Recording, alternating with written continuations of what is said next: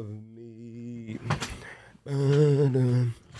But everything I try just takes you further from me.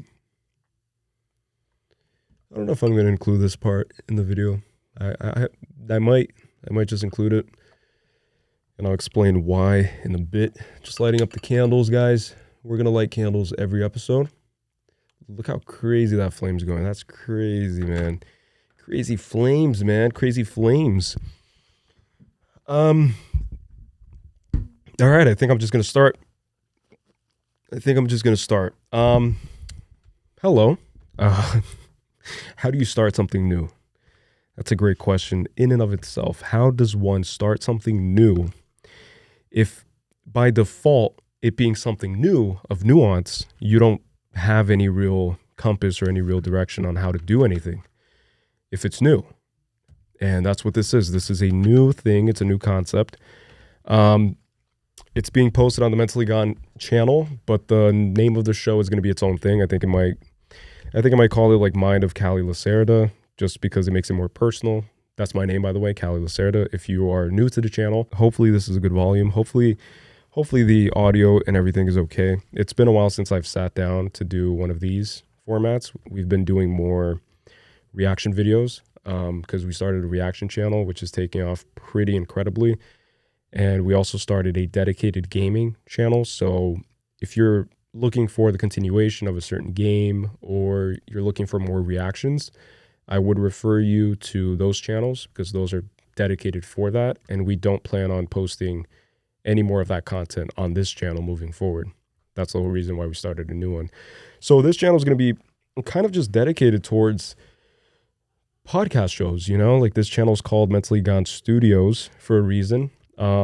This is a new show. This is a new concept. And because it's a new concept and it's my first time doing it, I ask for patience. I ask for, just patience, because it's new for me. It's new for you. And I don't know how to do it, but I'm going to find out and I'm going to learn as I do it and as I go. I've been wanting to do this type of show for a long time. A long time I've been wanting to do sort of a confessional, it's kind of like a podcast, but it's more of a one-on-one conversation between me and you, the audience, the person watching. And I hate referring to viewers as just an audience. Whoop, puberty right there. As just an audience. I like to think of you watching as a human because you are a human, And I think it's easy nowadays for influencers and for content creators to have this weird hierarchy established where they feel like they are God's chosen, like they are the ones that are creating this thing and doing you a favor kind of. It's like, I'm creating content for you to enjoy, It's like, I do this for you, so you better thank me. You better subscribe. You better like this shit. You better freaking worship me. Like that's what I get kind of the vibe off of most influencers, not all of them, but a lot of these influencers, a lot of these creators, creative people, it's very easy for you to get kind of caught up in that mindset, in that way of thinking. And it's very antiquated in my opinion, and it's not true at all. So just to kick this off, I just want to let you guys know that you guys can call in, and I really want you guys to call in. I created a new dedicated phone line for this show, which I don't know what it's going to be called yet, but if you clicked on this video, I probably came up with a name for it. I'm leaning towards Mind of Caley Lacerda, the Mind of Caley Lacerda. Oh, coffee burps, sorry. You're going to be hearing a lot of those, and you're going to be seeing and witnessing a lot of those, unfortunately, but it's just what happens when I get anxious and get excited. I'm very nervous right now, even though it's just me in my studio, in my home studio, in the comfort of my own home.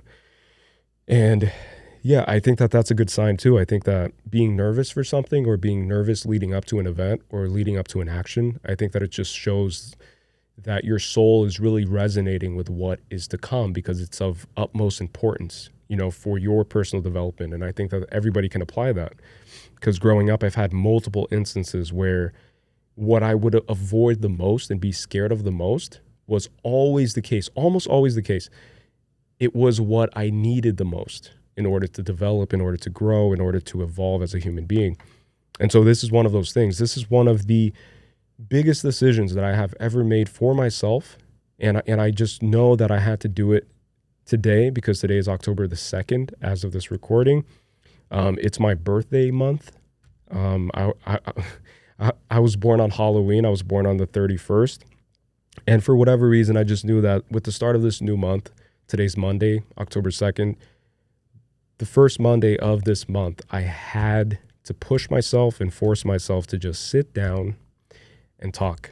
And you guys will tell that I'm nervous by my voice, by the way I'm breathing. You can tell that I'm not comfortable right now. And it's because it's not meant to be a comfortable process, at least not in the beginning. It's meant to be a confessional. This is a therapy session for hopefully both of us. But at the very least, minimally for me. This is a platform and this is going to be a show where I'm going to just come in. I'm going to sit down with you guys and I'm just going to light these candles, light this candle and, we'll swap out candles as we go. But I'm going to light the candle. I'm going to sit down and we're just going to start. We're just going to start talking. Maybe we'll start with a voicemail if you guys want to call in and share a personal anecdote, a personal story. Something that maybe I said that really clicked with you guys or that you guys have a similar experience or have gone through a similar experience and you guys want to share it and you want to just tune in, just be a part of the show. It's an open invitation for a guest.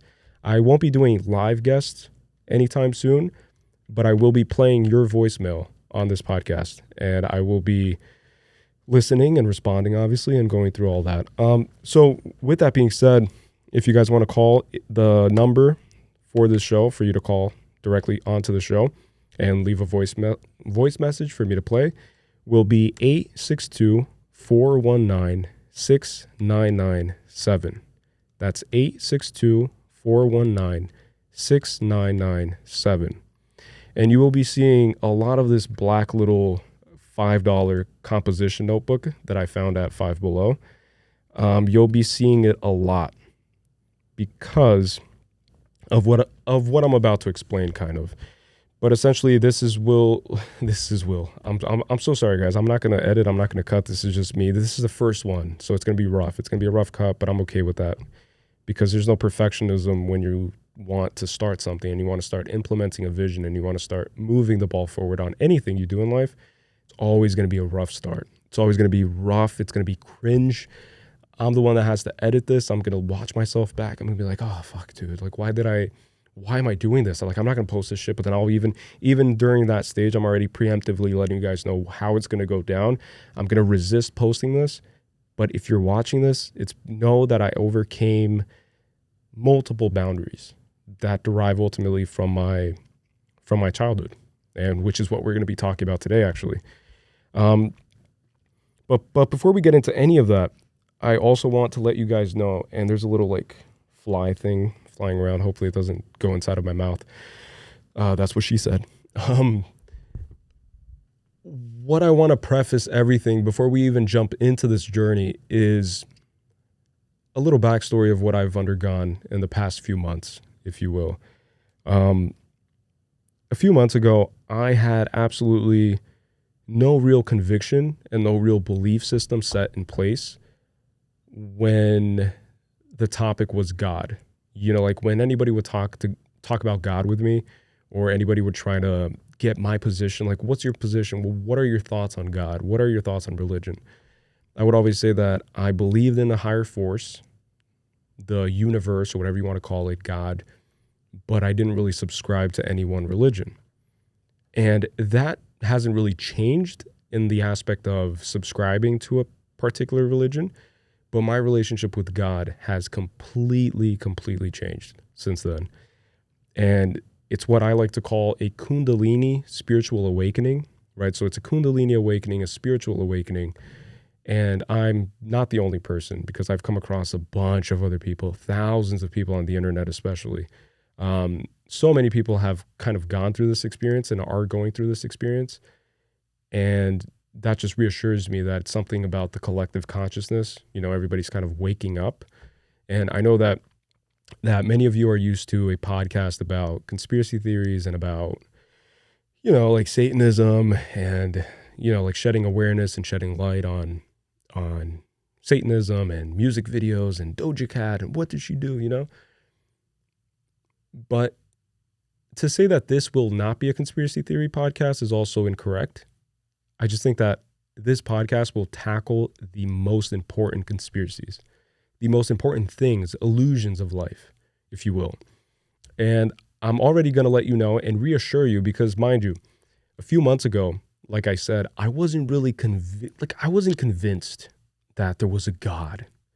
I wasn't convinced. I didn't really believe. I didn't feel it. I couldn't feel it, right? But after I underwent this spiritual awakening, every night now, through meditation, through active prayer, through whatever you want to call it, for me, it's meditation because I literally just sit crisscross applesauce in the meditative position from 1 hour to like 3 hours at a time, right? And it's every night. Every night I have to meditate, and I do meditate, and it's the one thing that I've been consistent with in my life in a way where I never even expected to be to be consistent with, if that makes sense. It just happened that way where now it's just a habit. It's just part of who I am. It's like brushing my teeth in the morning. Like I have to do it, otherwise I can't sleep. I have to do it, otherwise I can't move on with my life. It's just a part of my life. And we'll eventually get into everything because that's the whole point of starting this journey, is that this is going to be like a lifelong journey. I see myself literally 10 years from now looking back at this video and creating an edit of me right now speaking into the camera and just like reminding myself of just how far we've gone together through this journey. And it all started today. And that's why it's so important to me. And that's why I'm like nervous. I'm kind of like, I'm kind of a wreck right now. I'm not going to lie to you guys. I'm not going to pretend that I have everything together because that's another point of this show, is just to be real. It's just to be real. I've seen other channels that are very centered around personal development and personal growth. I've never enjoyed being preached at. I never enjoyed listening to people who portrayed themselves as having all of the answers. And you know exactly who I'm talking about. People who they say like, oh, like this is how you overcome depression. These 5 steps. This is how you overcome a breakup. 5 steps. This is how you do this. And this is why you should do this. I've never resonated with that. Because I've always known and I've always understood that everybody has their own unique set of events and experiences that eventually lead and result in who you are now, right? So who you are, for example, if I ever met you in person, I wouldn't approach you as whatever identity you presented to me firsthand, right? It's like, hi, my name is Caley Lacerda, and this is how I look, and this is how I dress, and this is who I am, and this is the job I have. I don't see people that way anymore. What I always try to do off of first impressions, off of first interactions, which is very intimidating and kind of overwhelming for a lot of people, and I don't intend it to be that way. It's just the way it is now. I try to really get to the core of who you are. Like I'm trying to understand who you are, not this projection and this illusion, this compilation of traumas and past events and just societal influence and the influence of externalities, of peer pressure, of your environment. I'm trying to understand like what's the essence of you? Who are you? Because you're not the fancy label that you were given at birth. Just like I'm not the fancy label that I was given on birth, or at birth. I'm not just Caley Lacerda, and you are not just insert name here. You are more than that. You are a complex series of events, like you are a living and walking miracle. All of you are, and I am too. Because that's what we do here, right? Like that's what the human experience is all about. Nobody knows what the fuck we're doing here. Right? Like nobody has the answers of what we do here. Everybody has an idea. Everybody has a theory. It's like, oh, like we were placed here to do this and we are meant to do this and we are meant to do that. Sure, like that's a cool idea, but nobody really knows, And in that not knowing, it can either stimulate or it can either generate rather anxiety, crippling existential anxiety, or it can liberate you and just inject this like freedom, this feeling of just emancipation from any expectations. Because what even is this reality? What is consciousness? What is the soul? What is anything? What is nature? What is the ocean? We don't even know what the fuck the ocean is. or what it contains. Like, we know what water is on a chemical level, but we don't understand anything. We try to understand everything with an objective mindset, which is what you're going to kind of understand as we progress with this series. You're going to really understand how I think about things. And you're going to disagree a lot of times. A lot of you are going to hate me for whatever I say, but a lot of you might love what I say. And maybe a lot of you resonate with what I say.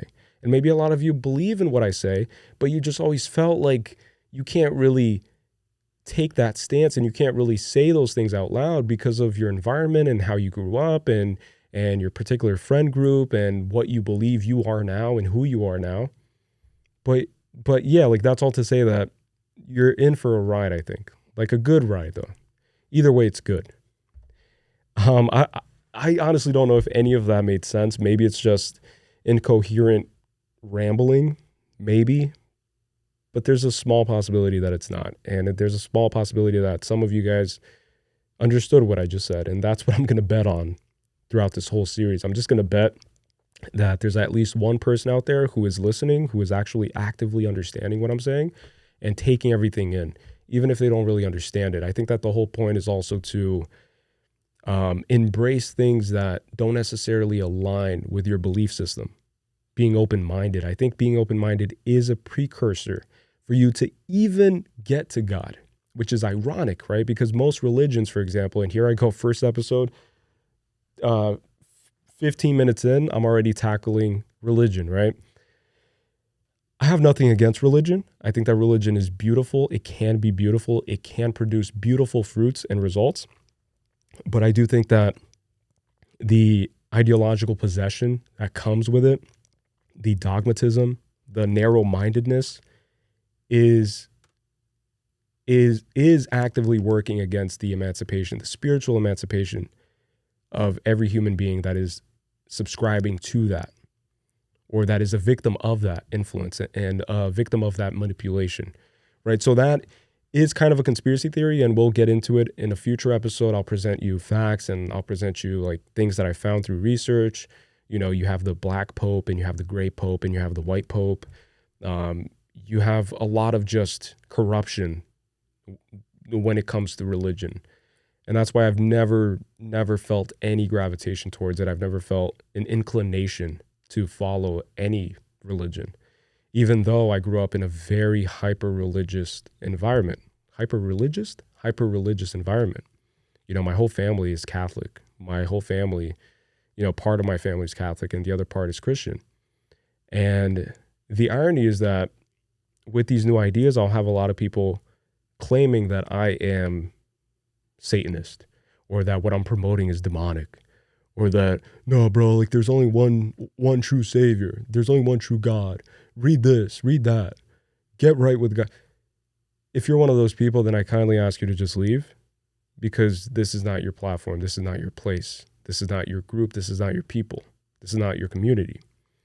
You know, I'm welcoming of everyone, but I don't need that energy, is my point. I want just open-minded people who are kind of at the same place in life where they're just starting to question everything. It's like, what is everything? What is this? Why do people do this? Why do people do that?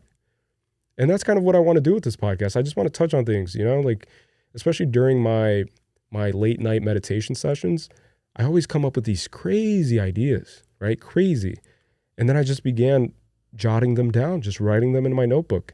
And that's why this notebook is here. So last night I had a revelation of sorts, and I want to share that personal anecdote / revelation because I shared it with a few people in my life and they all kind of resonated with that. You know, like, they all had a personal anecdote where they were like, wow, I never thought about that. And now that I think of it, I went through something similar, you know, like, wow, like, that explains why I do this too.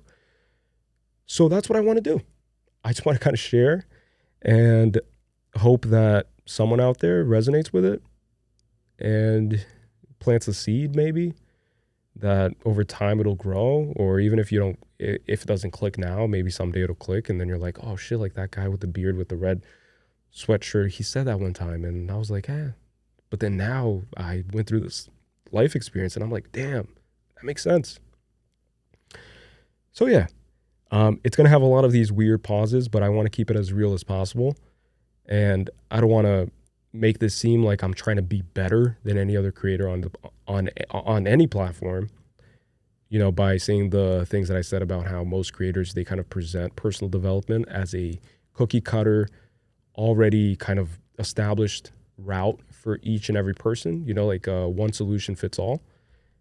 And I have no intention at preaching anything at you guys or proposing an idea as an absolute. All I'm going to talk here is as if I'm talking to myself, you know, like it's as if I'm just pondering, I'm just having ideas. So with that comes a high risk of saying something wrong. And it also comes a high risk of me getting emotional, you know, of me breaking down on camera. I've never really broken down on camera. And I'm just going to keep it raw. I'm just going to keep it real with you guys because I want to heal my inner child through this, right? That's the whole point. So it's kind of selfish in many ways if you look at it from that perspective, because I'm doing this for myself, you know, like it's just the inclination. It's just an intuition thing that I just had to act on. I'm just trying to think if there's anything else. One of my biggest inspirations for doing this format is the comedian Theo Von. He's probably my favorite podcaster / comedian alive today. And I love his podcast. I listen to it whenever I get the chance. And I just love how authentic he is, you know, like how real he is with the camera. And he does a lot of these solo podcasts, which up until when I kind of discovered him, I always just assumed that podcasting is you bouncing ideas off of someone else. And that was the precursor, that was the prerequisite for you to have a good show or to have a show, period. But here I am taking this risk, you know, after kind of being inspired by Theo Von. I want to try my hand at it. And I want to see if this could lead somewhere significant, if this could provide someone with something of value, you know, and also provide myself with some healing and with some just accountability, you know.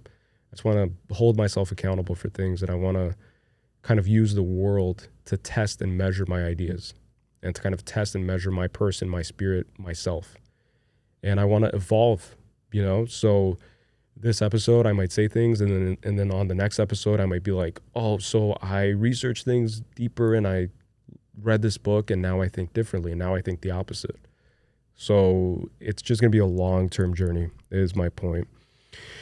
But jumping right into what I was thinking about yesterday, right? And I'm starting to feel more comfortable as we go, and hopefully that's the case with each and every episode. But last night I was meditating, right? And while I meditate, I kind of astral project or astral travel or whatever you want to call it. I kind of just like leave my body, and it's very hard to explain. And unless you've undergone a Kundalini awakening, you know, which is when the Kundalini rises through your body and that energy just flows through your chakra systems, not chakra systems, but just flows through your chakras. And, you know, it gets to the point where it comes up to your crown chakra, and then everything just vibrates, your whole body vibrates, and you just feel like you're not even yourself anymore. Like you're not even a part of this meat vessel, you know, like you've engaged with your higher self, with your higher intuition. And you kind of just let your higher self and your higher intuition take control and lead you wherever you need to be led, not wherever you want to be led, because that's what this meat vessel is for, right? This meat vessel is responsible for dealing with your wants in life. And your inner self, your higher self, your intuition, your spirit, your soul is the one responsible for reminding you of what you need, if that makes sense, right?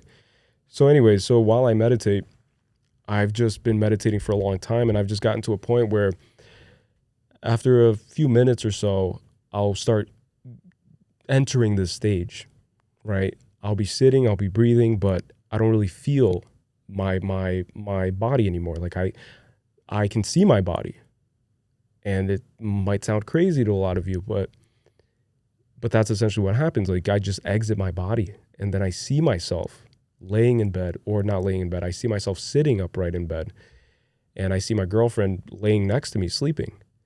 And then I see my room, you know, I'm like walking around my room without walking around my room. And then I just decide that I'm just going to fly up, And then I see myself flying up. I look down. I see my house just getting smaller and smaller. I see the whole neighborhood. I see the whole cul-de-sac. I see the entire town, almost as if from like a Google Maps view.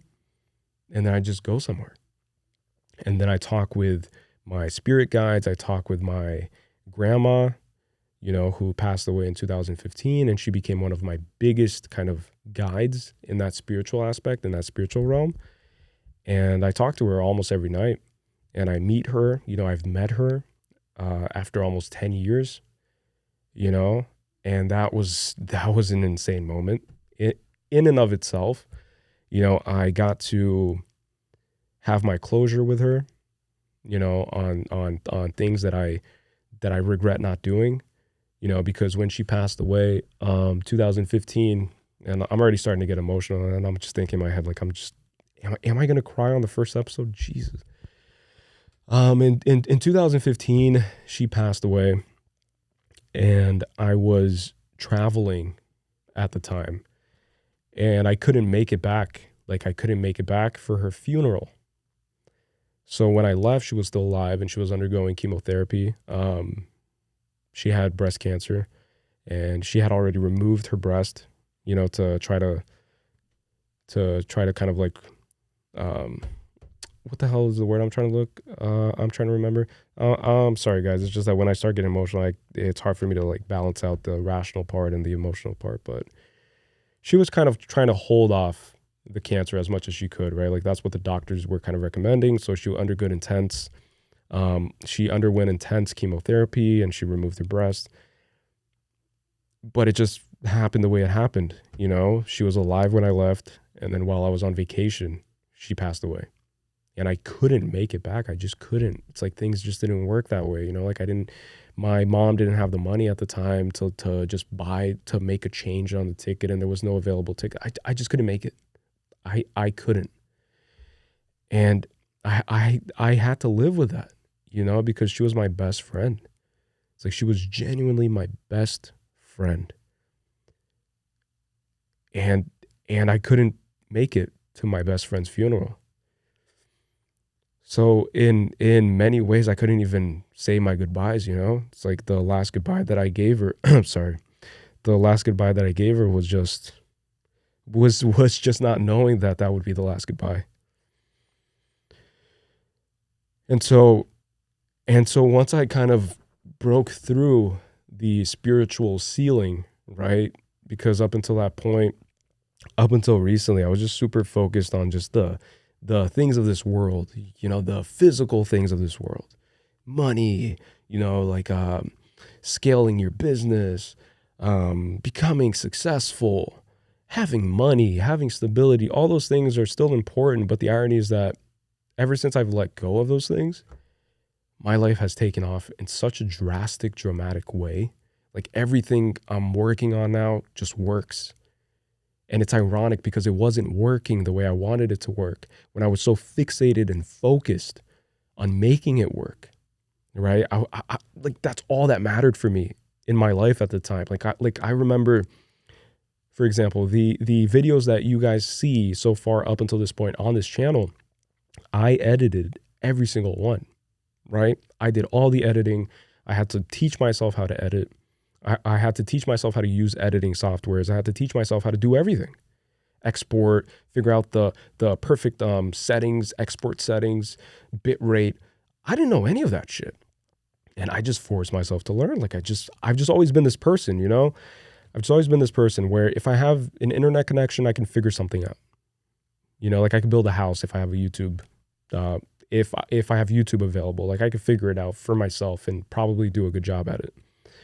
So my point being is that I was just so burnt out, trying to make everything work, thinking that doing more work and pumping out more content, more videos, and trying to ride waves and trying to ride the hype of certain things, like if a certain video game came out, hop on it immediately, play it, and then rush through it so that you can post that gameplay first than most people. And then that way you can compete with the gamers who get it in advance, and you can try to just get a little bit of the hype off of that and trying to like Like my whole life was very calculated. And it was crippling my soul because I wasn't acting with a soulful intention. I wasn't allowing myself to speak from the soul or act from my soul, from my spirit, from my intuition, from my higher self. Everything was just very numbers based. It was just very like, do A and you'll get B, kind of. And now, ironically, like I said, I've just learned to just completely let go. Let go. Like I come on this channel unapologetically. I'm aware that a lot of you guys are waiting for like continuations of like gameplays and just playthroughs and more reaction videos and more podcasts and more conspiracy podcasts, break down more music videos. But I've just learned to just love my own intuition and to love myself ultimately, and then to follow that inner voice and that inner dialogue and that inner guidance. And it led me here. It just told me that today is the day that I have to sit down and start speaking. Just start. It's not going to be great. This whole episode, I feel literally, just being completely honest with you guys, I feel like pressing delete. Like that's my impulse. That's my critic kind of wanting to take control. That's my past traumas, which I'm going to get to in a bit. That's my childhood traumas. That's my abandonment issues. That's just my stuff, trying to take control and trying to just prove my soul wrong. But now I'm more in tune with my soul than anything else. So I'm just going to rock with it. Like, I'm just going to move with it. I'm just going to talk to you guys like I talk to like a friend, like I just feel like we get so caught up with structure. If you want to start a YouTube channel, for example, and you're watching this, you're probably getting in your head or overwhelmed, or you've gotten overwhelmed at one point. Starting anything, a business, a small business, anything. You've definitely gotten to that phase where you feel like you have to have a business plan. You feel like you have to plan everything accordingly. And you have to follow it. And you have to be disciplined. And you have to work yourself to death in order to make anything work, right? That's always been the idea. Because that's the idea that's been promoted by social media. And I'm not going to state specific names, but you have certain business gurus and certain lifestyle coaches, which I hate that term, by the way, lifestyle coaches. Like, what is that? Life coach. What is that? You're going to coach me through life? You have to have a perfect fucking life for you to convince me that you can coach me through my life. You have to have a perfect, impeccable, pristine, I can't find any little wrinkle on your bed for you to even think about coming to me and titling yourself as a life coach. Because I've come across a bunch of these people. And it's always the same bullshit. When I put them under the fire and I hit them with those questions that they just don't want to answer and they haven't even thought about it themselves, they just lock under pressure. And then I completely disprove their business model. I completely disprove their whole personality. And that's why those people are no longer in my life, because I can't handle those people. Like, I can't handle people like that. It's too much pragmatic. Like, dude, we are living life, and none of us know exactly what life is. Right? So that ties back to the whole structure thing. How are you going to tell me that I have to have structure? That I have to think this through, that I have to have a 5-year plan, that I have to do this and do that. Why don't you tell yourself what you have to do first? Because 99% of the time, those are the people that don't have anything going on in their own life and they don't know anything about themselves. Like if they're thrown into the fucking lion's den, they simply won't survive. Like they won't make it out alive, right? Like they can't fend for themselves. In the spiritual realm, they can't fend for themselves. In the emotional realm, they can't fend for themselves. In the intellectual realm, it's all just regurgitating whatever they learned or whatever they saw another influencer do.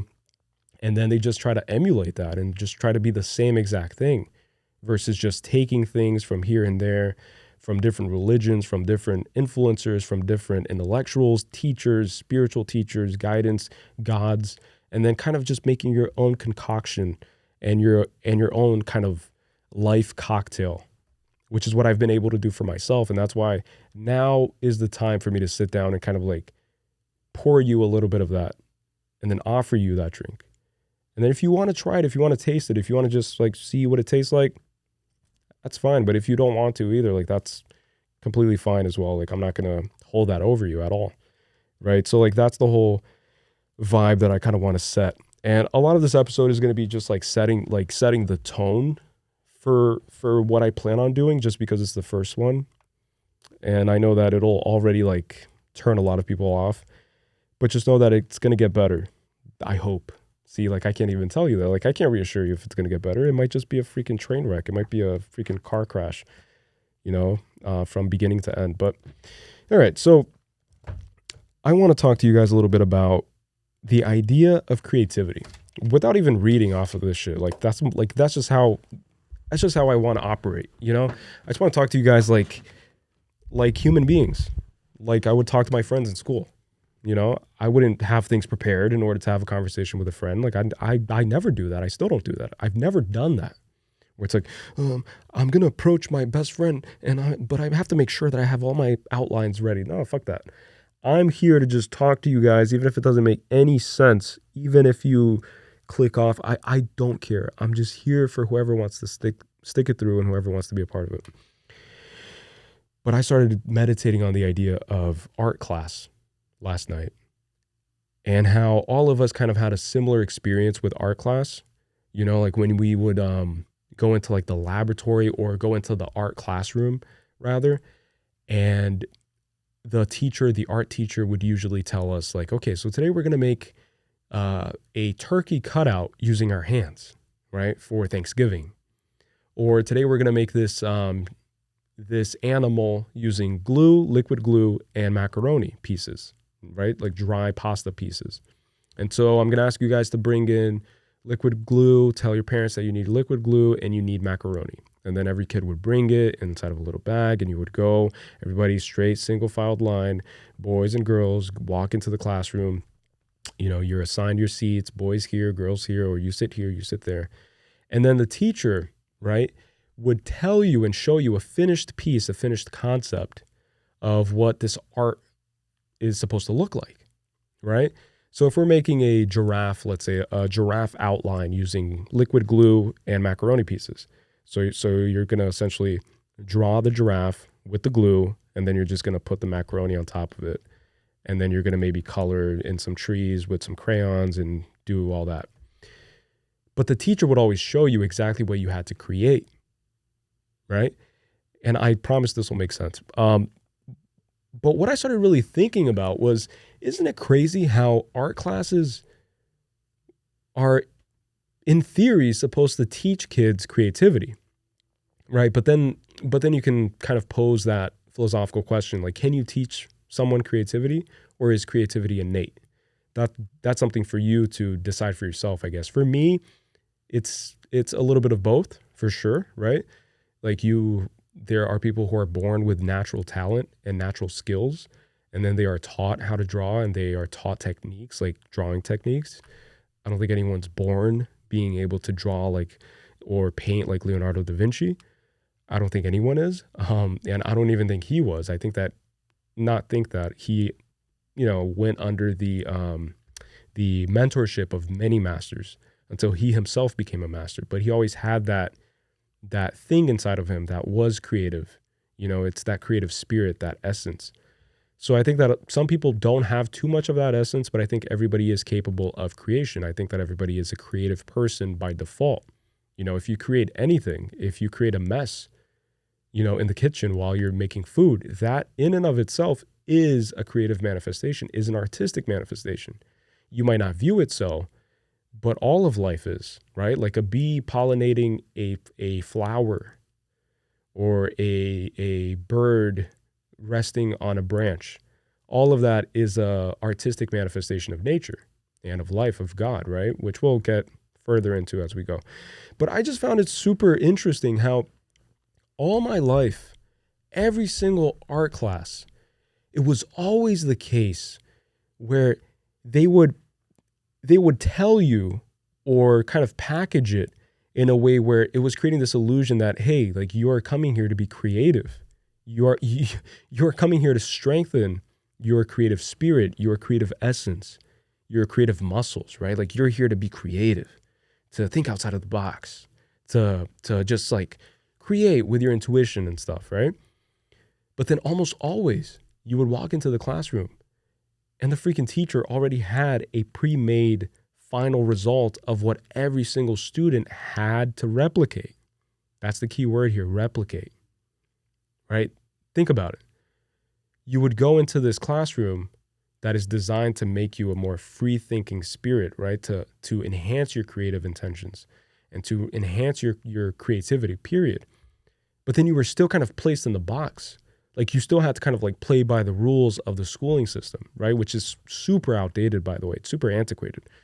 You know, like the school system that we have in place today is the same that we had at the times of factories during the fucking industrial revolution. And I'll be cursing throughout this thing, and I'm sorry. I probably shouldn't be cursing too much, and I won't curse too much, I promise, because that's not even how I talk, like cursing too much. But eventually I like to curse to just really emphasize my emotions. I feel like cursing is also kind of like taboo in our society a little bit, you know, because the moment you curse, it kind of undermines your value or the value of your words a little bit. Maybe not. But in my case, I'm just letting you know that I'll always kind of use it, or every time I do use it, it's just to emphasize my emotion and my intensity, you know, on a certain topic or subject matter. But anyways, so what's the point of that art class if it's just teaching you how to replicate something that already exists, right? Like, why not just let kids have that freedom and that liberty of just supply them with the materials and let them just go crazy? Let them be creative, right? Creativity is seeing things that other people can't see, you know, and then bringing that into fruition, manifesting it, materializing it.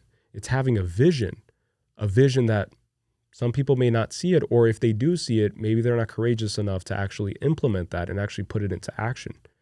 So that's what true creatives are. You know, that's what Steve Jobs was. That's what Kanye West is. That's what every major creative person is. It's not a person that goes against the grain. It's a person that sees an angle that not many people are privy to, not many people have really unlocked in their brain yet. And so that's all to say that I just never resonated with that. And I swear to God, I've never resonated with art class because of that. And I only yesterday, after 26 years on this planet, I only yesterday acknowledged that and realized that. I'm like, huh. And I'm going to explain now why I'm even bringing this up, because it has to do with this podcast. It literally has to do with every creative endeavor I've ever set myself onto undergoing, or on the adventure of kind of embarking and embracing. Starting this podcast, I had so many barriers in place that were unrealistic. You know, fear of judgment, fear of not speaking well, fear of, you know, going on too many tangents, which I already went on multiple tangents throughout this conversation, fear of not really getting my point across, fear of not really retaining people's attention, all these fears that I've built up over time. And I just started like dissecting each one and trying to understand, why is it that I have so many ideas, but when it comes time to actually put them into motion, like put them into action, create them, bring them into fruition, I always find myself kind of just cowardly avoiding it. And then I try to understand why. And then I got to the bottom of why. And I'm going to read it only because I think it's best if I just read it, because then you guys will see it in a more coherent way, which is how I presented it here. Like, I just started jotting it, dude. Like, after I finished meditating, I kind of just like came back, and then I was like, I need to write this, otherwise I'm going to forget it. And I also thought that maybe this could be the first topic that I open up this show with, because it kind of embodies everything, right? Like, it kind of encapsulates everything. It's the art of creating something new and overcoming every resistance that precedes that creation, or precedes that moment of creation, which is the struggle of every artist, right? And then a step further is posting and sharing that creation with the world, because every artist is their own biggest critic. And that's what I've always been. I've always been my biggest critic.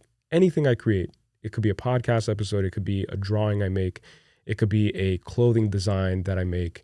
It could be a gaming video. It could be anything I create. I always am my biggest critic. And that's why I'm not really affected by anyone's opinion anymore. And I only realized that to be a superpower once I underwent my spiritual awakening, kind of, because then I just started understanding all of these things about myself that I was just kind of not well versed in. I wasn't well versed in who I was. And it's only with, ego death and the elimination of identity and just kind of distancing yourself from everything you thought you knew and letting go of everything you thought you knew and just embracing everything that's new, that comes your way, that comes to you through your intuition, through your higher self. And so this is what I wrote.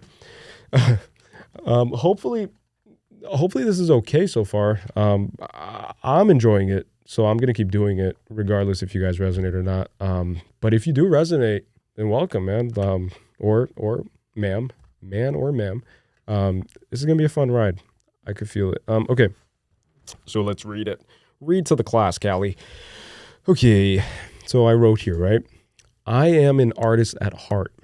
The only reason I have the insecurities I have now is because of my lack of praise and validation as a child. Remember art class in school? They would frame it as a class for stimulating creativity, but the reality is that they would simply show us what we had to create. So in many ways, it was no different from the assembly lines of factories. I remember using lots of macaroni to create, quote, art in those classes. The correct way, in my opinion, to teach children real creativity, or to at least induce, right, and to stimulate, rather, real creativity, is to simply provide them with the necessary tools and environment to create. Allow them the freedom to navigate their higher intuition. I always felt that school art was and felt unnatural.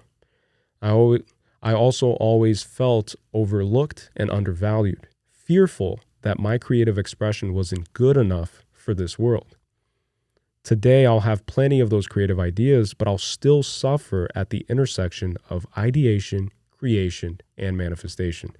So what I meant by this is I would almost always perform poorly in these art classes, which is another part of this, right? Is that I would be graded on my art, right? Because teachers would give you a grade and they would hang up the best art pieces and the best artwork. And if your artwork wasn't praised or wasn't validated, then you would feel it. You would play it off with your friends and say I don't care anyways. I just improvised it. I just did this, whatever. You would try to play it off in order for you to not get hurt. Even at a young age, we all have those coping mechanisms and those defense mechanisms. And I would do that a lot. I would be yeah, I didn't even put too much effort in it anyways. I got a C. I got a D in it. The teacher said I have to redo it. It's whatever. But it hurts you, man. It affects you as an adult. And it's these small little freaking childhood things, right? It's the small little things that you just brush off in the moment, right? You brush off all of these traumas as a kid. And if you're watching this and you're in your 20s or you're in your late teens or whatever, and you're coming into adulthood and you're coming into this realization where you're not a kid anymore, then if you start doing the work of curing yourself and healing from all those past traumas, you start realizing that it's a miracle. It's an absolute miracle that I am still here today talking to you guys. Just as I'm sure it's a miracle that you're even watching this right now. Because think about how much trauma you went as a child that you just dissociated.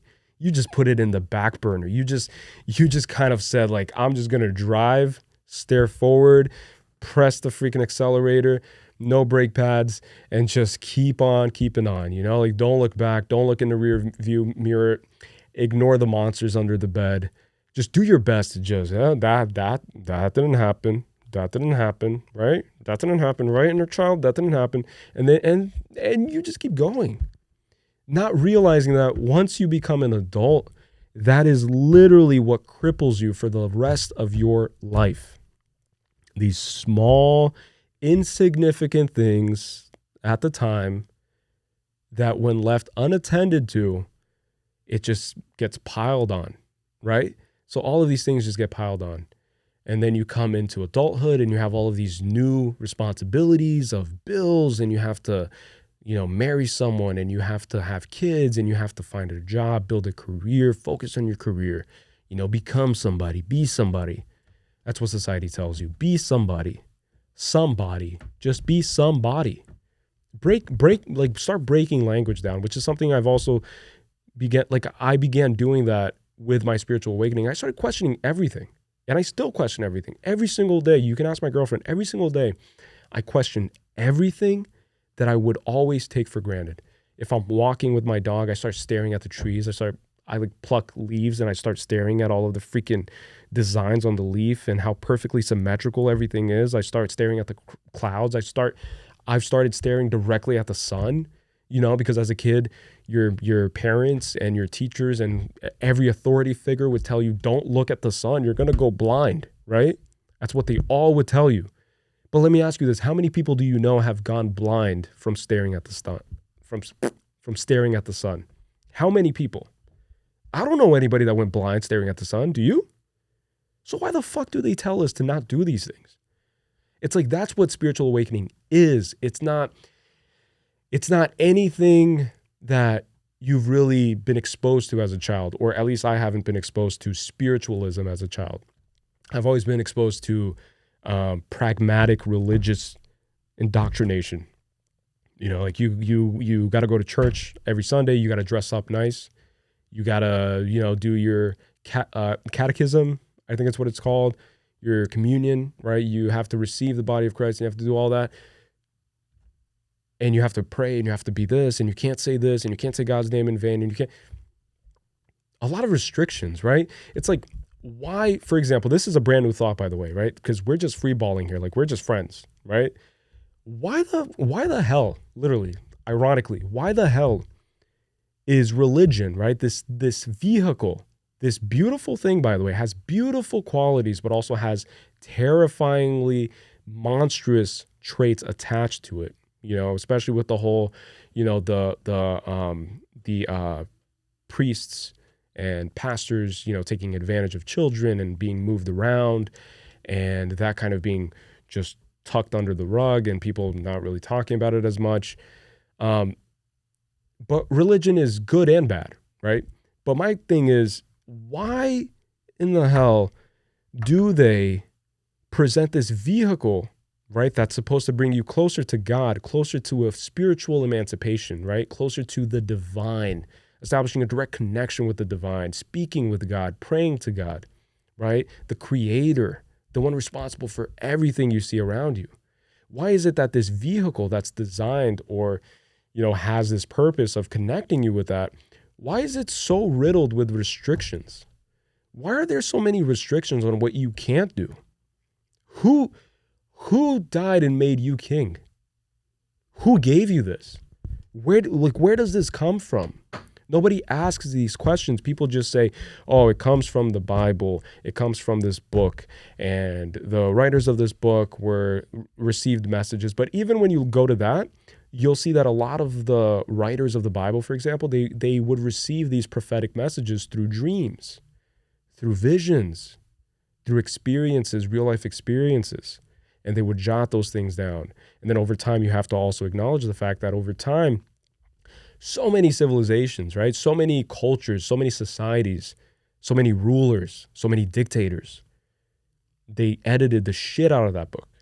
They ripped out pages, told someone else to just write some new shit, just like burn it completely, rewrite it, and then add this and tell them that they can't do this so that they're more easily susceptible to my control.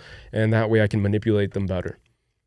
And still there are people who will die by this book without really questioning who wrote this book and how many times has it been edited, really? How many times really has it been edited?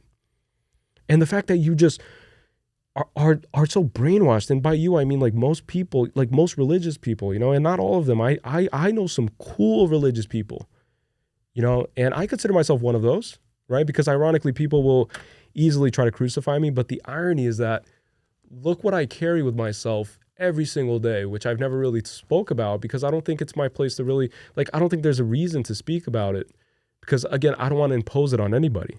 But I always carry this with me, a rosary that I received from my mom, and she brought it directly from Brazil, from one of the most religious events in my hometown, kind of, or near my hometown. And I always wear this under my clothes, everywhere I go.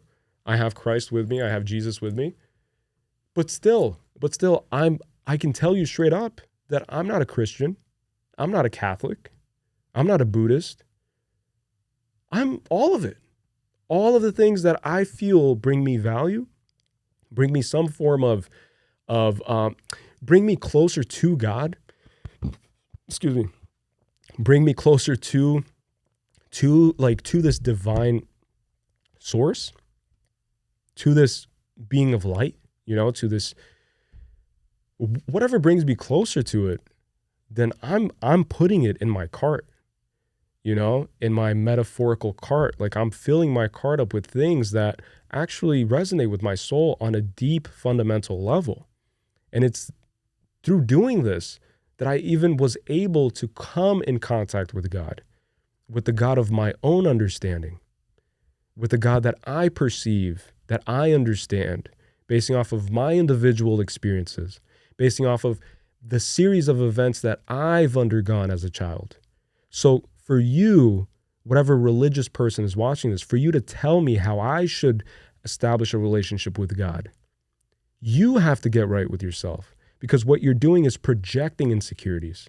You're projecting insecurities onto others in order for you to not feel alone in your relationship with God.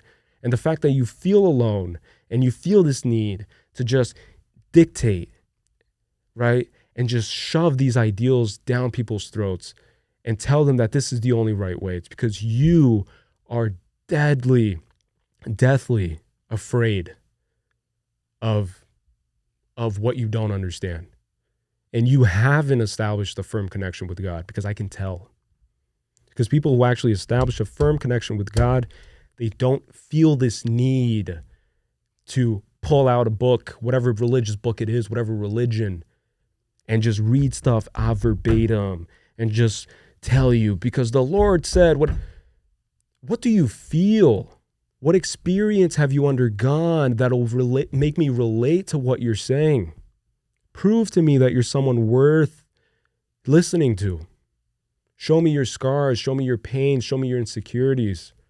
Not this holier than thou persona that you've just concocted and just kind of morphed together basing off of what you've heard other people say, basing off of regurgitations, basing off of just pure pressure, circumstance. Like you were thrown into a church at 5 years old and now you're this person, and now you just feel this need to just dictate how other people relate to God.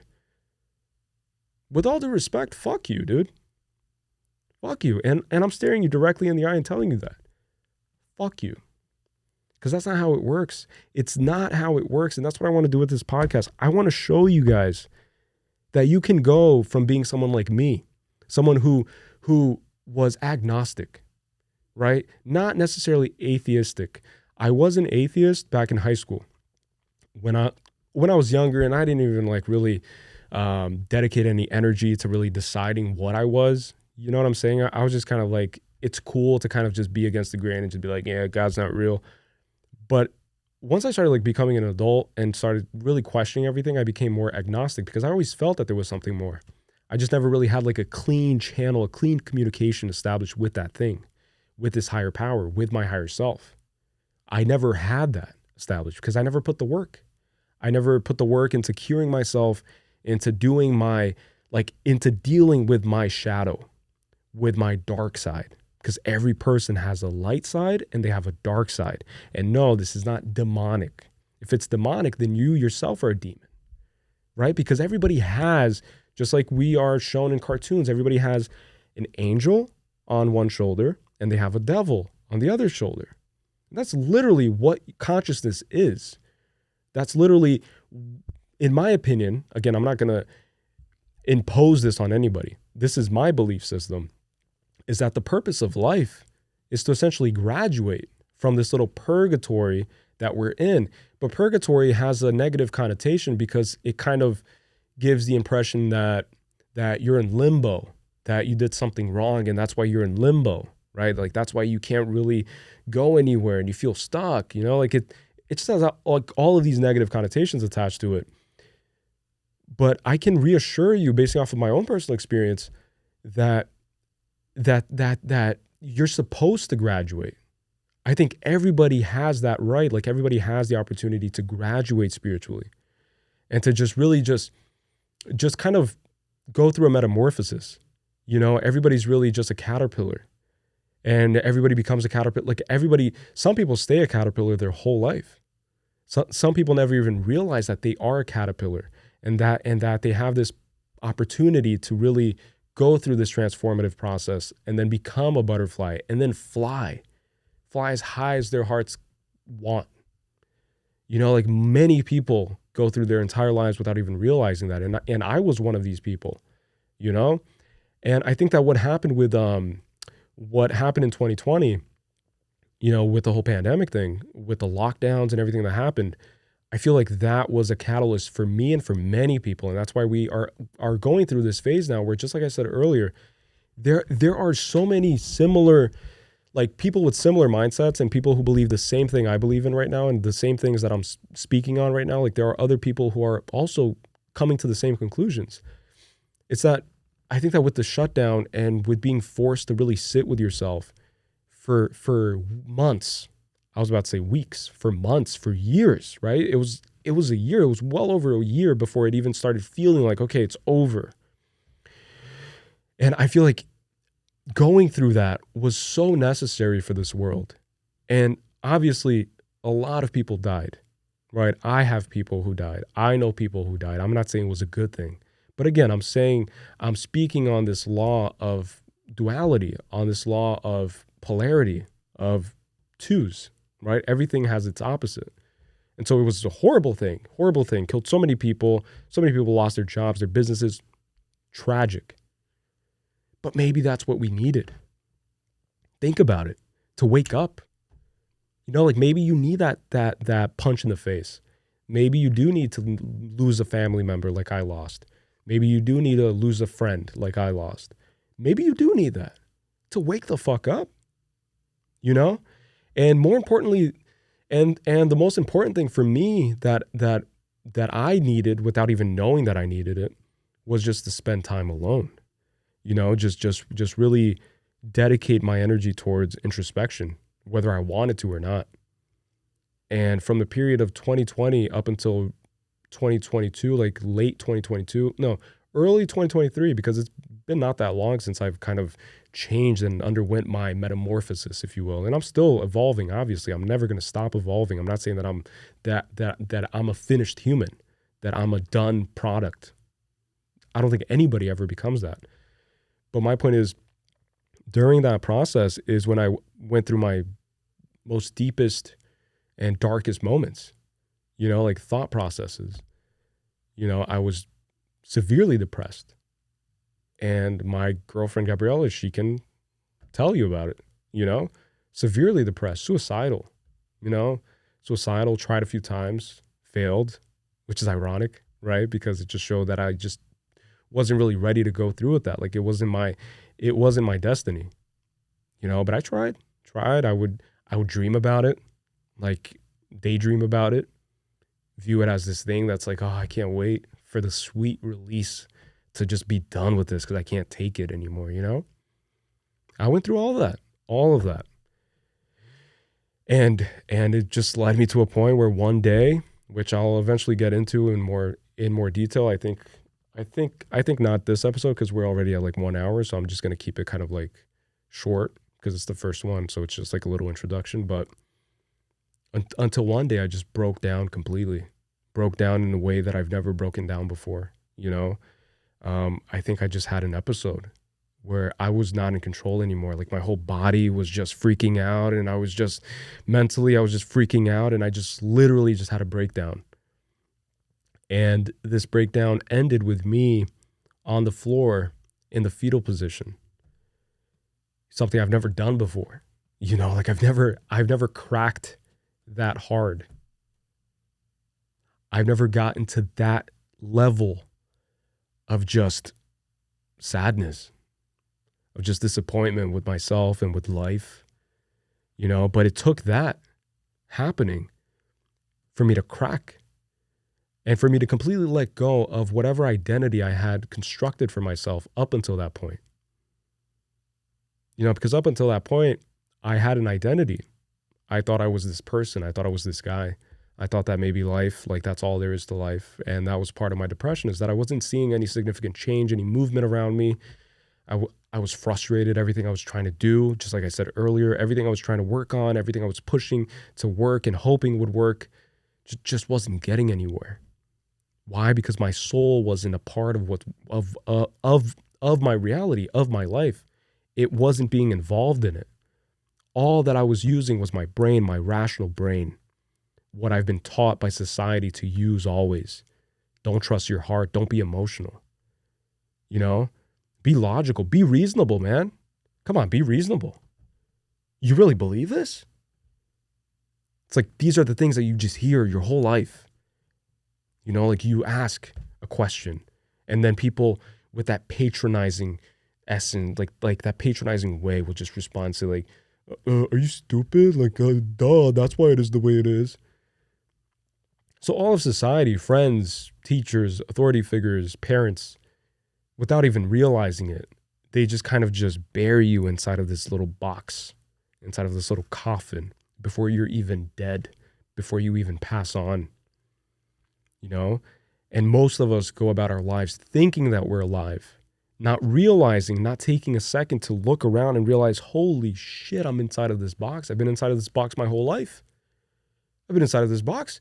I didn't even know that there was more outside of this box. I didn't even know I was in a box. I didn't even know who I was.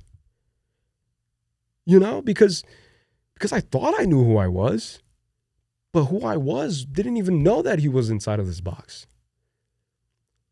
And that, my friend, is what starts your spiritual ascension. You have to break out of it.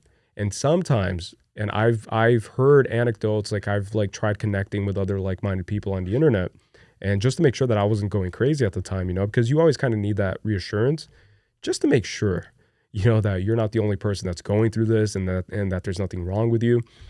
So I found a bunch of people who went through similar things, and a lot of them said that all of them said that there was one canon event that resulted in this overnight transformation. And it was literally an overnight transformation. It was after I kind of went through that breakdown that the next night or the next day, I was just a completely different person. It's almost as if, imagine an egg hatching, right?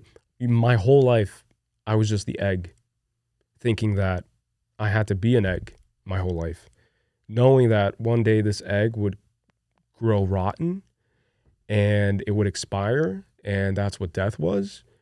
And whether or not there's a world beyond this, doesn't really matter, because it's not my place to even question that. It's not my place to even try to crack that and try to figure that out for myself, because no one has figured it out for themselves. And what are my odds of figuring that out? And so I just always thought that I just had to be an egg. My whole life, I just had to be an egg, not realizing that I could decide to hatch, like I can make a mindful decision to work on hatching. And then in hatching emerges this being that you never even knew existed. Like, let's assume that we never knew what comes out of an egg. Let's assume that we're the first humans to see an egg hatch.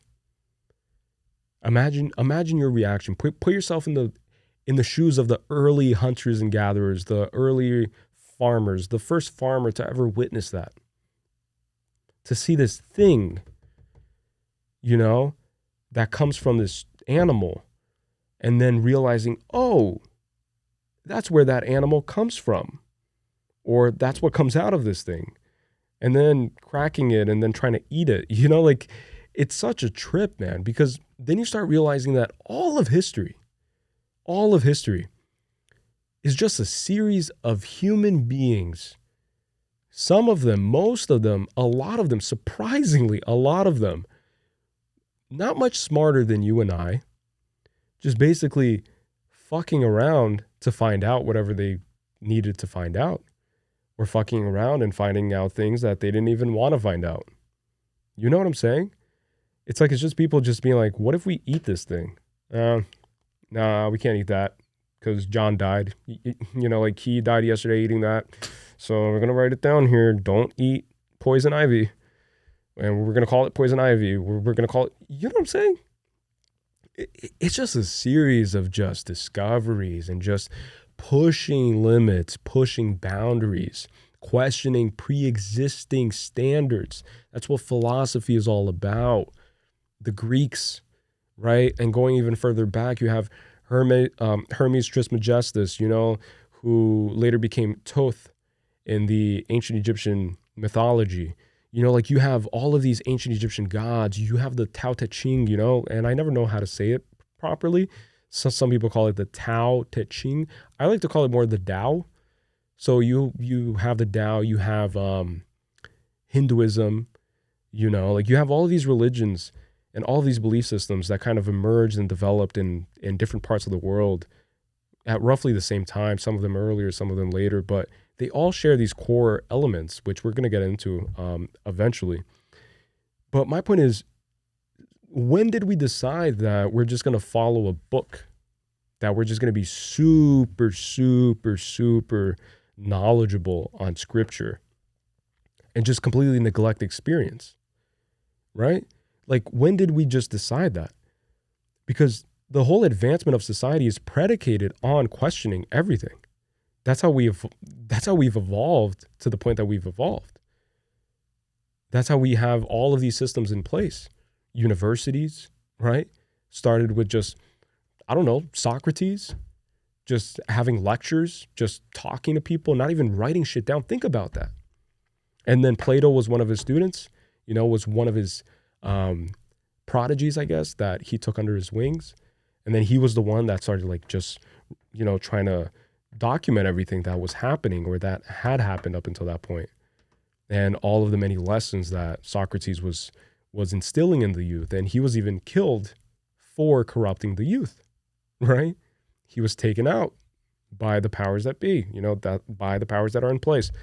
But my point is, it was always about having a dialogue, having a constructive conversation that starts with two people having a certain belief system in place, and then two people ending that interaction with having new belief systems in place, with having new considerations of different aspects that they couldn't even fathom at the time before engaging in that interaction with another person, you know?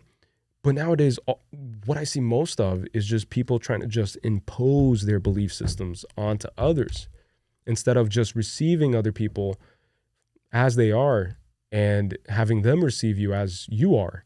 And then having something beautiful happen, you know, something called evolution of mindset, evolution of belief, evolution of character, evolution of heart, of soul, emancipation, liberation. Starts with just questioning everything. But yeah, so I'm just going to finish this off by closing out my whole point with the art class. We did do something today. It says here that we are a little over an hour, which is what I was kind of like wanting to do. And I honestly wasn't sure if I would be able to talk with you guys or to talk to myself, right? Because it's obviously not a live interaction, which is why please call me. Please, I need a friend. Call me.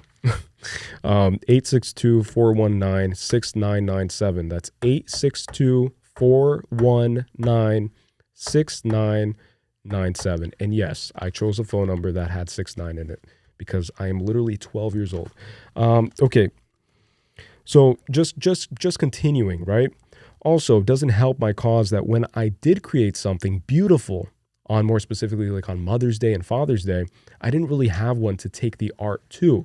And that's something that we're going to go deeper on in this series, like as we do more episodes and as we progress in this journey. I grew up kind of an orphan. And I don't think we have enough time today to really talk about that because I don't want to like do too much today because I feel like it'll just be like, just like vomiting too much and then it's incoherent. I want to stick to like what I feel the intuition to talk about. and then mention whatever, comes up, but then taking a mental note that I owe you guys a full dedicated explanation for that thing that I mentioned. But I'll give you a brief summary. I grew up raised by my mother. So grew up with a single mother, and my dad was absent in the majority of my life. And my mother, because she was a single mother, trying to figure life out by herself, she worked a lot. Like, she was a workaholic, not by choice, but by necessity, right? Because she had to make ends meet and she had to figure it out. And it was me and my sister, like my younger sister, she's 6 years younger than me. We were born on the same day, by the way, October 31st, Halloween, which is coming up. As of this recording, it's October 2nd, Monday. But she was always working. And so she would hire babysitters, right? And so in a way, I was just raised by these strange women, like these strange people that would come in and out of my house. A lot of them would quit because I would give them trouble. I would give them a hard time. At one point, I was even trying to beat up the babysitters, as a kid, as like 5-year-old, 6-year-old. I was trying to like fight them, and I would like approach them and just gang up on them, These like old ass ladies, by the way, like there was one old lady, which obviously now I feel bad, but at the time I was just trying to get my mom's attention, essentially. Like today I understand what I was doing, but I was trying to just get my mom's attention. I was trying to just have her come back home and have her take care of me, like have her discipline me, even if it was a disciplinary reason why she had to come back early, or even if she was pissed at me, even if she beat me, because at the time, I'm not gonna lie to you guys, coming from a Brazilian background, she is Brazilian, and that's how she was raised. Like her parents beat the shit out of her. Her dad even tried, killing them during moments, because her dad was an alcoholic and he died from alcoholism, and he would come back drunk, and armed, because they lived on the farm area, like farmlands in Brazil, like very simple, very poor, dirt poor, literally dirt poor. Like they didn't know if they would have enough to eat. And she's one of eight kids. She's one of 8. And anyways, my grandpa, her dad, would come back and he would just say that he's going to kill someone. And then he would say the name. And then the whole family would just scramble trying to find that someone, and then trying to hide her or him, because I have one uncle. So out of 8, it's one uncle, and all of them are just aunts, right? But my point is that beating was like a way that she was taught to discipline, right? It's how she got disciplined, and so she just kind of just repeated that. And it goes back to what we talked about earlier about how like people just accept things, and they just accept cycles and cyclical ways of being, even if it's not really the best way of doing it, because they don't even question if there's a better way. It's just what you've been used to. But anyway, so even if it was just to like rebel, to kind of, to kind of get her attention and kind of like make her come back home, I would do that. And I remember that there was this one lady, she lasted, I think, one night. One night is what she lasted. And it was so hard for my mom to find babysitters because she needed someone to sleep, right? Because she would work all day and then also all night. So she had like 2 or 3 jobs. Like she's one of the hardest working people I know.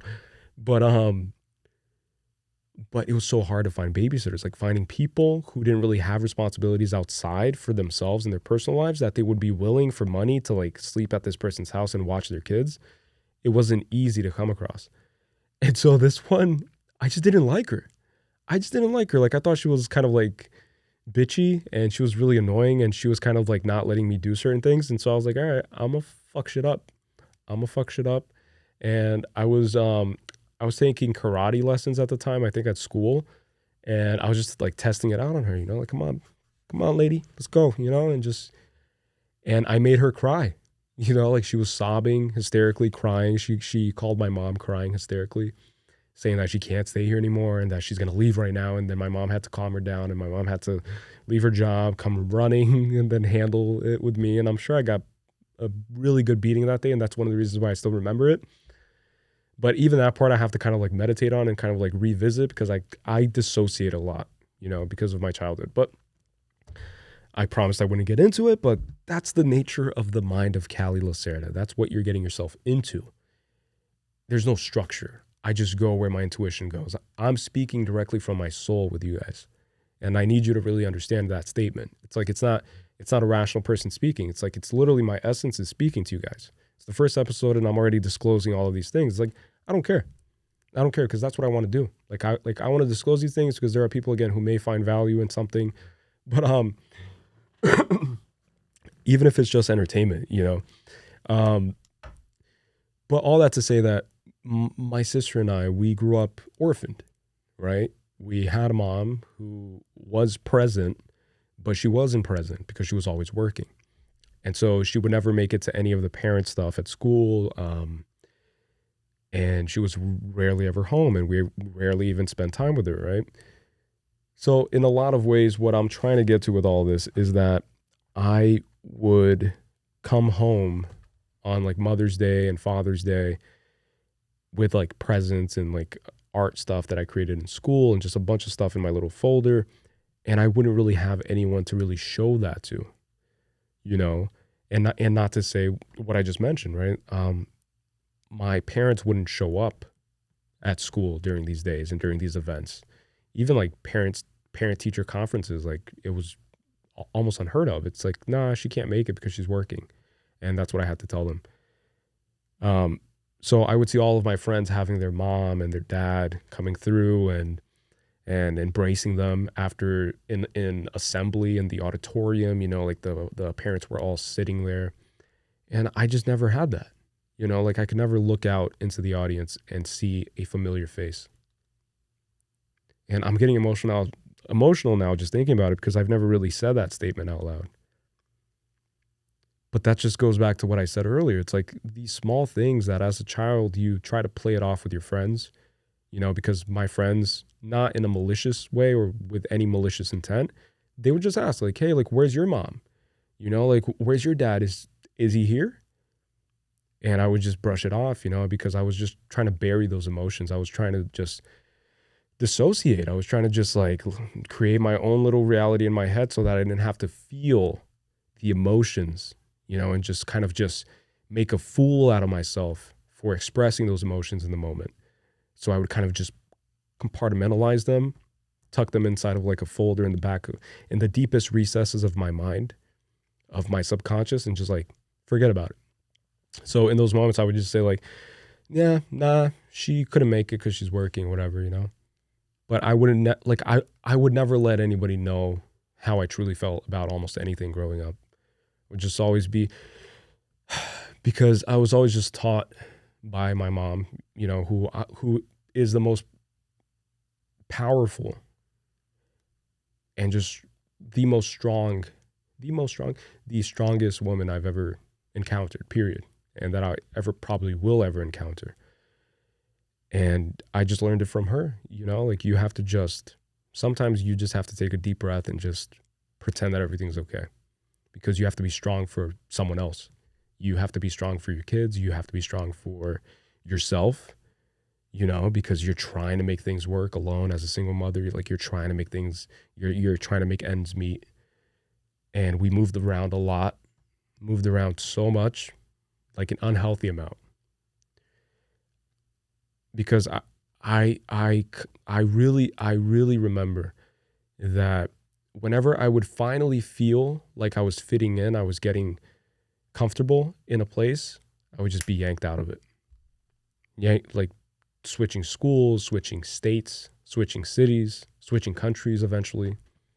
Because I moved back to Brazil when I was 12. And that was the biggest cultural shock ever. But again, going back to the whole duality thing, it was bad in many ways, but today I realized that without that, I could never have adapted or developed this skill of adaptation that I have today. Like you could put me in any country, any classroom, you could sit me across from any human being, and I will not only adapt, but I will also just be a pivotal part of that system in like a way where like I'll make deep friendships. I'll establish deep bonds with people. That's how I adapt. So I'm comfortable in the uncomfortable. Like I've never been the type that's like, oh, like I can't switch, I can't travel, I can't get out of my hometown. That's all I've ever known. And I think that that's part of why I'm so comfortable right now speaking to you guys on camera, because I've never done this. I don't know if it's going to work out. I don't know if it's going to be anything good. I don't know if it's going to just live on this little corner of the internet where maybe a few dozen people click on every now and then to see what crazy shit I have to spew. But that's why I think I have this superpower, I guess, to just be comfortable in the uncomfortable, because I have nothing left to fear. I don't fear your judgment. Nothing you say can even touch the surface of who I am or who I've become. Like it can't do anything. No one can do anything to me. People could die tomorrow, people that I love, and I'll be fine. I'll be fine because of everything that I've kind of created for myself, like how I've built myself up. Just very durable, durable, resistant, and also accepting of everything and anything that comes my way. Anything and everything. And that's one of the reasons why I feel like everything is working out for me now, as opposed to before, like I told you guys. Because before I was, just forcing things to work. I was trying to just force puzzle pieces to fit. And I wanted to do it fast. I wanted to build, the entire puzzle piece in like a certain amount of time. And now I'm just going with the flow, man. I'm just going with the flow. Life has never been this great, never been this chill. I've never had this amount of peace of mind. I've never really had peace of mind as a kid because, again, I grew up having to take care of my sister, having to kind of be the parent when my mom wasn't available and she wasn't home. And as we grew older, like babysitters weren't just willing to sleep anymore. So we got to a point where we were just sleeping alone, right? Like we had to, like babysitters would clock in at maybe 8 a.m. and stay until 4 p.m. And then they were out.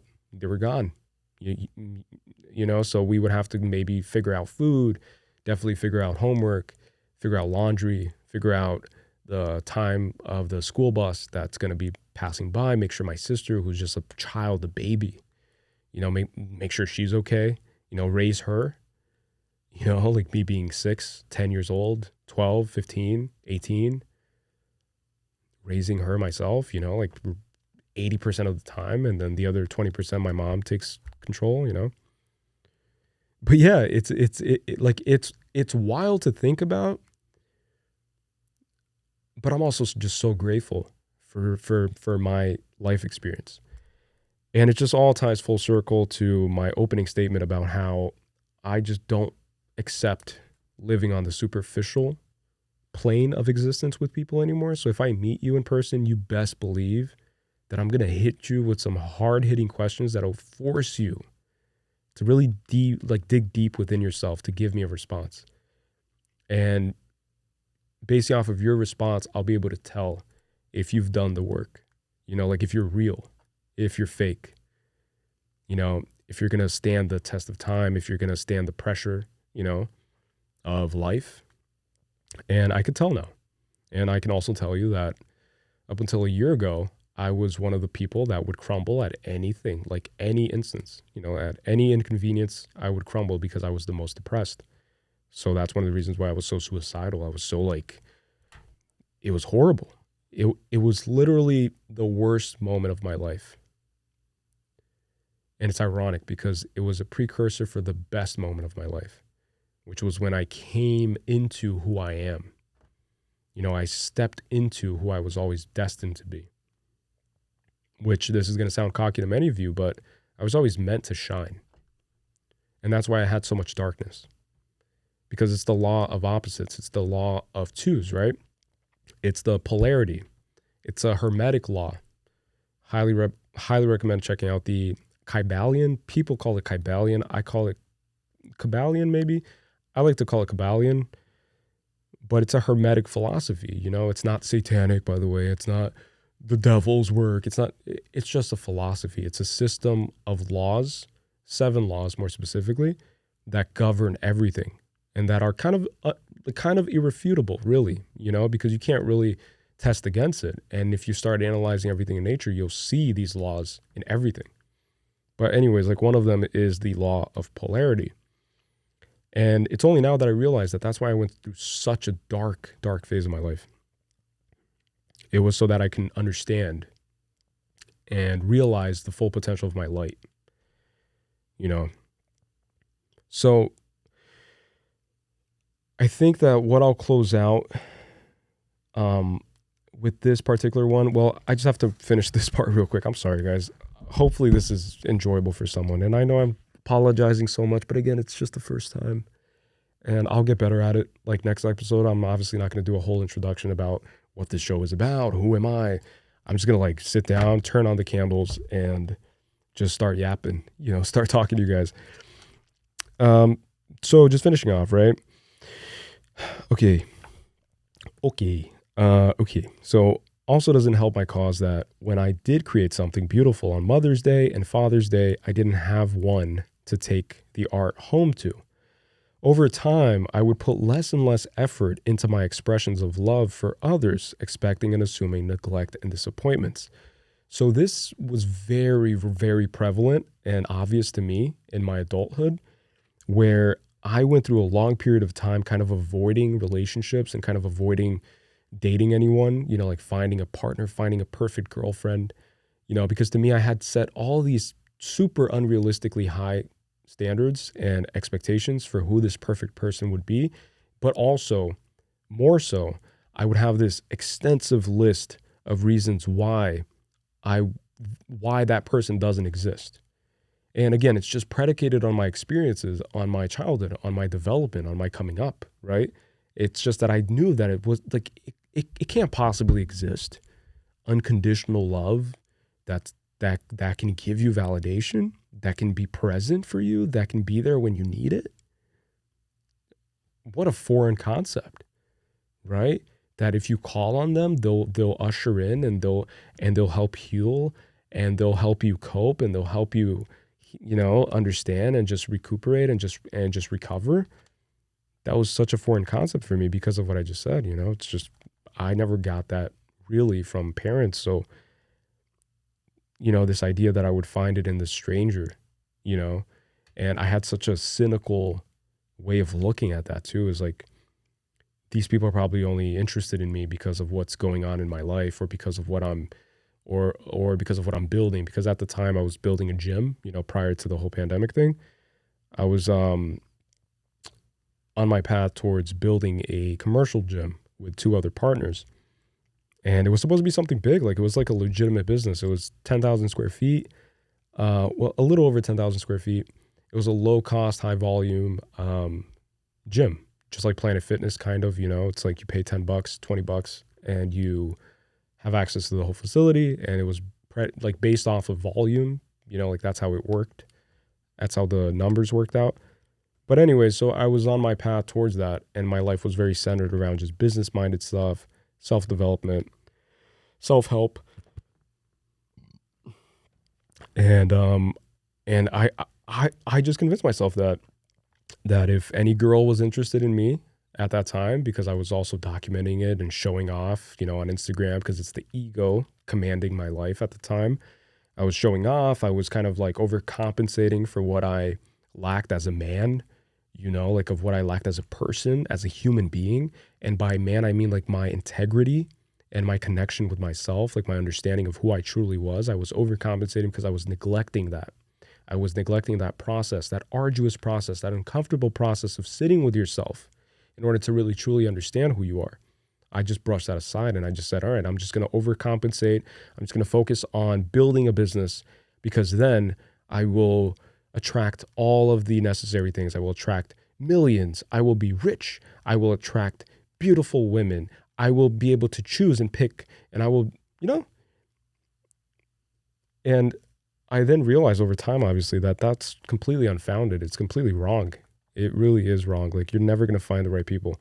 What I follow today is, and this goes for everything, because I'm obviously happily in a relationship with my girlfriend, Gabriella, but this applies to everything: opportunities, friendships, connections, networking, is that you focus on building your garden. Focus on building your garden, tending to your garden. Focus. And make every action the best possible action that you can come up with, like the best possible thing that you can create, the best possible way that you can plant this tree, the best possible way that you can water this seed, right? And you focus on building your garden. And what you'll realize is that the butterflies will always gravitate towards you, will always gravitate to your garden.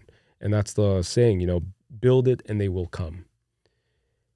And that's the best way to kind of go about life, I feel, is just focus on your garden. Like, don't be individualistic. Don't abide by these dogmatic ways, which I'm going to talk about in a future episode. Like people say like, oh, you have to wake up at 5 a.m. and you have to go to the gym and you have to do this in this order. Again, question everything. Just experiment for yourself and see what works for yourself. Because I was one of those people where 5 a.m. I was in the gym. I would take pictures for accountability purposes. I would, just get a workout in every single day. I was disciplined. I was eating right. I was weighing everything. But even today, I just don't do that anymore. I just live off of feeling. I just feel things out. And before you say, yeah, but I have a job and not all of us have that privilege. If I created it for myself, then that in and of itself shows you that it's possible. Because I also was stuck at a 9-to-5 job, literally a cubicle setting that was just crippling. And I spent over almost 2 years in that position, in that reality. And I hated every second of it until one day I finally built the courage up to just save whatever money I made, save it for just long enough time that I could kind of figure my shit out. And then that's when the whole podcasting thing picked up and everything happened the way it did. And podcasting happened around the time when I first started developing the idea for the gym. And so then my entrepreneurial journey took off. But podcasting was ironically always first. It was always like an important thing for me to do. But what was I saying with this? Oh shit, I forgot, guys. I'm sure this is gonna happen so many times. I can already see it. I completely forgot what I was gonna say, and I'm not gonna waste any time trying to figure it out. But it'll come back. If it's important, then it'll come back. But the last thing that I wrote down here that just ties into the whole, again, everything started with just creativity and how we're taught creativity in a very uncreative way in school. This all ties back to my realization last night that even the fact that I did so poorly in school, because I would always be sentenced to summer school. Always. Every quarter, every semester, every year. I even forget how they kind of like measured things back then. Because I went to school in many different states, and then I also moved to Brazil. I finished grade school in Brazil. I did my entire high school in Brazil. But every single semester, every single grading period, I would have to take extra classes in order to make up for that low grade. So if the minimum grade average was a 6 out of 10, I would get no joke, 0.5 in physics, 0.5 in math out of 10. Chemistry, like a 2, and physics, I think I said physics already, but just super low grades, just doing super poorly. And all of this just ties back to the fact that everything is kind of due to my abandonment as a child, right? So it's back to my trauma, to my childhood trauma. And it was just an act of rebellion is what I realized. I'm not a dumb person, I don't think. I'm not lazy either because I'm a hardworking person. I'm capable of working really hard if it's something I really believe in, especially. And I don't think I'm dumb. I've always been kind of bright. I don't think it's wrong to say that. I don't think it's narcissistic or egotistic to say that. But I've always kind of embraced challenges head on. I've never cowered away from challenges. I've always kind of wanted it, I've always wanted challenges because that's how I thrive, that's how, literally, put me against a flame and just see if I can survive it or not. That's how I like to live my life. And that's what I'm doing right now. I'm putting myself in the super vulnerable position right now on the internet. And God knows what this will become one day. What if one day there are millions of views on this video and I just can't stand watching it? Which, by the way, to my future self, if that ever happens, yeah, I just know that I'm gonna have a hard time editing this myself, so I don't blame you for that.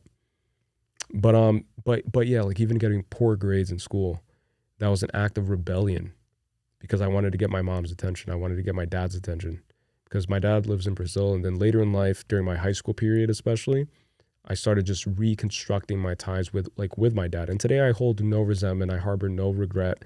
I harbor no hatred towards him at all. You know, he's a great guy, by the way. Great, fantastic guy. Like as I got to know him as an adult, especially. And I have plans on going back to Brazil early next year. So I'm definitely going to hang out with him and spend some more quality time with him and just try to like build a relationship as an adult, as like a full, not fully fledged adult, but a fully formed adult. So that could be interesting. But yeah, like that was me trying to get my parents' attention, you know, because even if they're divorced, I would spend like a weekend with my dad during high school or every other week. Like there was a day when we would hang out and he would tutor me, you know, because he's always been bright. Like he's always been good at math, at physics and stuff. And so he would just take out these old textbooks of his and he would take me to the park and we would just sit down in the grass in like this open space and he would just, you know, hit me with just questions and just tell me to like solve these equations and solve these things. And that was for me was one of the most memorable moments with my dad was the moments when I was performing so poorly in school that he had to kind of intervene because my mom was still coming back and forth. So she was working here and then we were living in Brazil because she was working here because she was trying to like raise more money and stuff. And because life in Brazil is expensive. And then you have that conversion rate, you know, like you make money like dollar to Brazilian currency, which is reais. It's like a multiplying thing. So it's like $1 is like 5 reais right now, which is crazy. So if you have if you have 25, no, if you have $20,000, that's 100,000 reais there. And it goes a long way, even if things are expensive and whatnot. But my point is that she would travel here. And then again, with the babysitter thing. So we were being raised by babysitters months on a time, like months at a time. So it was like 6 months at a time. And then she would come back and then she would spend like a month or two. And then she would come back here to work more because we needed more money to pay off the house, to pay, you know, stuff, just like lifestyle stuff. But then my point is, what is my point, right? Like, what is my point? My point is that everything I would do in life that I thought I was bad at was just me not knowing what I was doing, but it was me rebelling, actively rebelling against my reality, against the cards I was dealt. So that's why I would always find myself kind of like feeling lesser than and not really feeling confident in myself. I've always had an insecurity, you know, with myself. And I was even thinking in my head, like, should I even mention this? And I'm just going to mention it. Fuck it. Because again, it's the whole point of this is just to be fully vulnerable and just be fully connected with you guys. One of the reasons why I wear hats all the time is because I feel insecure. I feel insecure about my hair. I feel insecure if I don't have my hair cut. It's not that I always wear a hat, but for 90% of the time, 90% of videos of anything that I'm involved in, you'll see me wearing a hat, you know. But there are videos on this channel even that I'm seen without wearing a hat, that I was more kind of like fluid and more comfortable with myself. But that was just the ego, right? And now that I've become myself more and I've kind of grown into who I am, I'm slowly but surely kind of just reassuring myself that everything's okay. You know, so this is kind of like the final frontier for me. So one day, out of nowhere, I'm just going to stop wearing my hat. And that's going to be me embracing, fully embracing discomfort, embracing everything that I've kind of resisted my entire life. Because it's only now, like in the past 3 years, that I've been wearing hats at all, you know? It's just because my sense of confidence and my sense of self suffered a great amount of distress during this period of overcoming myself and overcoming the ego death and the spiritual awakening. But more specifically, the deep depression and the suicidal ideations. It's just been a roller coaster. So over time, as I become more comfortable with speaking during these shows, and I genuinely feel like you guys are getting the full depth and the full gamut of who Caley is, then I'll start revealing myself to you guys, and also in turn to myself. So that's how I'm going to close out this episode. It's just reiterating what I said earlier about how this is more for me than it is for anybody else. This is a therapy. This is a confessional. This therapy is expensive as shit. And this is kind of free. Well, not kind of free. This is free, aside from the time I'll spend editing and posting. So this will do for now. And I hope, and let's just set that as a goal, right? That as we progress, for me personally, it'll be just one of the measurements that I'll use, and one of the metrics I'll kind of rely on is if I'm able to successfully be comfortable in the limelight as myself with you guys. So that'll take a little bit of time, but I'm very confident I'll get there, because it's funny, like off camera, you can ask my girlfriend again, I don't wear hats when I go out. Like rarely. Like I'll wear it if I'm having a bad hair day, or if I feel like my hair's outgrown. Like for example, now it's really outgrown and I'm going to get a haircut on Thursday. So it could be that Thursday, maybe I record another episode. Maybe I just try it out with no hat or whatever, but that's a whole other thing that I'll get to. But that's also childhood trauma that I'm still working with, I'm still working on, and it's an insecurity of mine, and it's something that I want to overcome. Because I have hair. I've always had hair. And it's just that I don't know what it is yet. I think as a kid, somebody made fun of my hair, or somebody made fun of me or how I looked. And then I just associated, and I started becoming super, super just hyper vigilant of every little thing about myself. And that created this prison where I'm still kind of breaking myself out of. But yeah, so hopefully I could break myself out of this thing with you guys, and hopefully something that I've undergone or something that I've experienced, some anecdote, some personal experience will, reflect on something you've gone through, or will be similar to something you've gone through. And maybe some insight that I've gained through my experiences could be of value for you to use as a tool, as a weapon, or as something for you to conquer your own demons and your own inner darkness. But yeah. So with that being said, guys, we actually did almost 2 hours, which is crazy. Thank you so much. I'm not going to cut anything out. I'm just going to leave it as it is. And it if you hate it, then you hate it. If I'm just rambling or saying nonsense, then that's fine too. But I'm going to continue doing this. And don't forget to call. Just call in. I'll play your voicemail and we'll chat, ask me questions, share anecdotes, share personal stories, do anything you want. Just talk to me and I'll talk back. But with that being said, thank you so much. And peace. Maybe I should blow out the candles every episode. There we go. Ooh, look at that smoke. Wow, look at that smoke. Tornado. All right, guys. Peace out. Abapanzi bagumile upupa zifanelele sinazo babi